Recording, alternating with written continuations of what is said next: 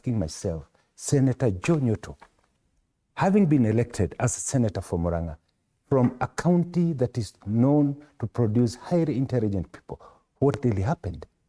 Listening to him, and I want to say, Senator Nyutu, when we come for this kind of debate, we're trying to one thing, unpack the things that we're talking about, the ails that, what is ailing our country. I could have expected you to tell us, in Wamunyoro, we have seen this as a problem, and we are suggesting this the solution. Because that moving forward, and there's something that Honorable Sabina Chege said, we have an opportunity of formulating laws, sealing the loopholes and the leakages that we see, be it in SHA, be it in the education modeling system, be it in any law that we think. We have the floor of the House to raise any issue. I raised a very important issue that when we called the CS Agriculture to the Senate Agricultural Committee, his words were, there is no fake fertilizer. We had done a public participation, moved around the country, and we realized that there is fake fertilizer, and we told him as much. And he said, no, there is no fake fertilizer. We even presented a bag of fake fertilizer on the floor of the House, but he said there's none. Now I'm surprised that Senator Nyutu is trying to polish them as holier than thee. The former deputy president, whom I really don't like talking about because one, he's my personal friend, two, he's my constituent, and three, he has been a colleague and business partner for many years. I'm surprised Senator Nyutu is saying what Ruto did to Rigathi. In fact, it is what Matiang'i did to us. If you look, and it is in the dailies, he was the accused number one, I was the accused number two. Our businesses, my business was shut down. And when he came to office, the first thing that we thought we would do is to bring our people together. But no, he said, huyu alikuwa Azimio, this one must go. We went to the president and told him, we had agreed on this and this and this. Anybody who's fired from our community, because we must say, if you are not competent, then you must go. And we agreed. And that is why I want to say here, we have 7 actually cabinet secretaries, 15 PSs, 45 shares, 163 directors. And on the positions of the Senate, maybe Senator Nyutu is being economic with the truth. It is not an appointment. It is not. It is, a committee is constituted of 9 members.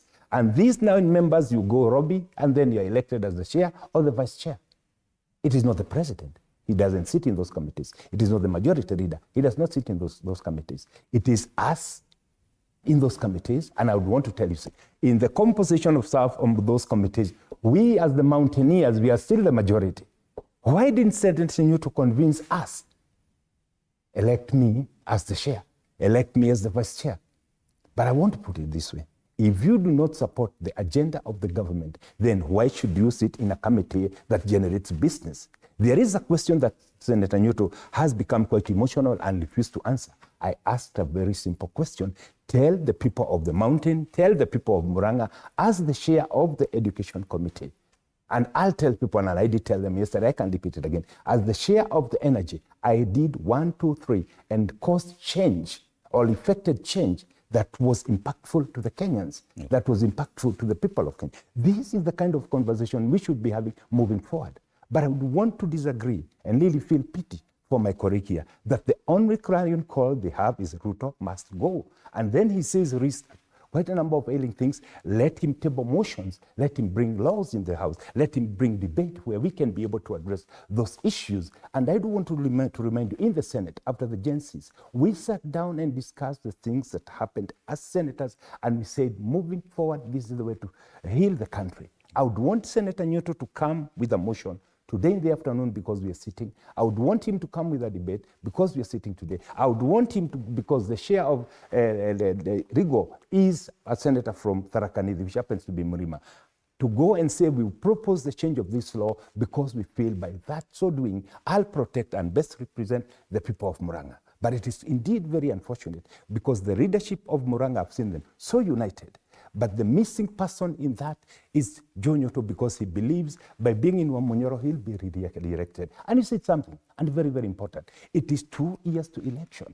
There's still a lot of things that are going to come. If you look at the trajectory that the economy is taking, if you look at the trajectory that the economic indicators are looking, if you listen to the president and the unification that's moving around the country, when people now start looking at themselves as a nation, not as a tribe, I pity people who believe that the person to give direction is a tribal kingpin. I don't want to disagree. Finally, it is important when we sit and tell Kenyans the truth.